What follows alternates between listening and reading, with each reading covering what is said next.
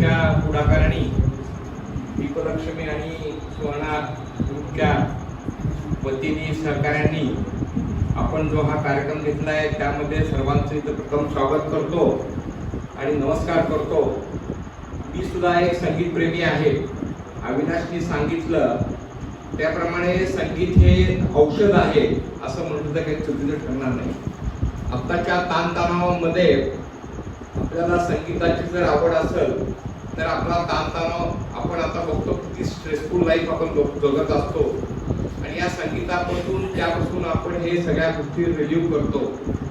आज लता मंगेशकरांचा 3रा स्मृती दिन, त्यांना अभिवादन करतो त्यांच्या स्मृतीस।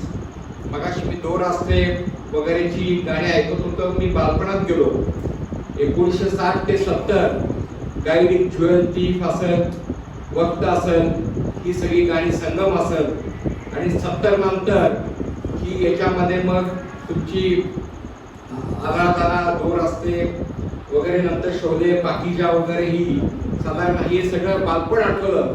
पण एकच आहे की अशी हे कार्यक्रम थोडस ऊर्जा देतात, आपल्याला जगायचं बळ देतात असं म्हणतं तर काही चुकीचं ठरणार नाही। आता अविनाश कदमांनी सांगितलं की नामदार शिवेंद्रराजेंच्या माध्यमातून मी सुद्धा शिवेंद्रराजेंच्याकडे असतो आणि मी सुद्धा काल याचा सगळा रिपोर्ट घेतला की आपल्याकडे सातारमध्ये छोटा ऑडिटोरियम नाहीये, मोठं ऑडिटोरियम आहे आणि छोटे कार्यक्रमाला सुद्धा ऑडिटोरियम नसल्यामुळं आपण जुन्या नगरपालिकेत म्हणजे ते तर फार लोकांना सोयीचं आहे आणि खाली शाहूपुरीमध्ये सुद्धा आता बरंच वाढ होत चाललेली आहे, त्यामुळे तिथं सुद्धा आता ऑडिटोरियम होत आहे। हे एक चांगली गोष्ट आहे, लवकरात लवकर व्हावं। चिटणीस साहेबांना एकच विनंती करतो 2-2.5 तास कार्यक्रमाच्या मध्यंतरी कुठेतरी चहा किंवा कॉफीचा आस्वाद सगळ्यांना द्यावा।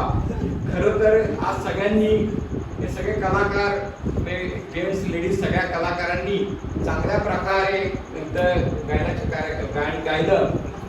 साबळे सर आहेत आणि खरं परफेक्शन म्हणजे प्रोफेशनल म्हणून जे परफेक्शन यायला पाहिजे ते आता या लागलेलं आहे। कारण सातारमध्ये ही कराओकेची संगीत चळवळ 3 वर्षापूर्वी पाटेक हॉलपासून सुरू झाली आणि ती आता वाढलेली आहे। आपल्याला सगळ्यांना मोफत हे कार्यक्रम बघायला मिळतात, त्यामुळे याचा राजाश्रय सुद्धा याला असायला पाहिजे आणि तो राजाश्रय चिटणीसांच्या मार्फत आता अविनाशने सुद्धा सांगितलं की आमच्याकडे होय उत्तर आहे, माझ्याकडे सुद्धा हो उत्तर आहे। एवढं सांगतो आणि थांबतो। धन्यवाद।